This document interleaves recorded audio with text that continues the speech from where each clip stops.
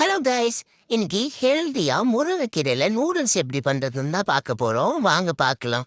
ஒரு கைப்பிடி நிறைய முருங்கைக்கீரைய ஜார்ல சேர்த்து நல்லா அரைச்சி எடுத்துக்கோங்க. தேவையான அளவு கோதுமை மாவு எடுத்துட்டு அதுல உப்பு கலந்த வாட்டர் சேர்த்த பிறகு நம்ம அரைச்சு வச்சிருக்க கீரையும் சேர்த்து நல்லா மாவு பிசைஞ்சு எடுத்துக்கோங்க.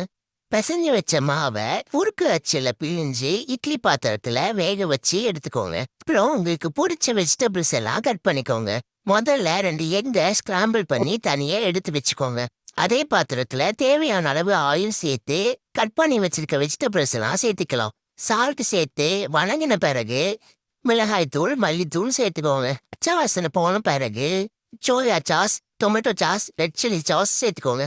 இது நல்லா கலந்து விட்ட பிறகு நம்ம வேக வச்சு எடுத்து வச்சிருக்க நூடுல்ஸையும் ஸ்கிராம்பிள் பண்ண எக்கையும் சேர்த்து கிளறினீங்கன்னா அவ்வளோதான். சூப்பரான முருங்கைக்கீரை நூடுல்ஸ் ரெடி. இதோட டேஸ்ட் உண்மையாவே நல்லா இருந்துச்சு. கண்டிப்பா ட்ரை பண்ணி பாருங்க.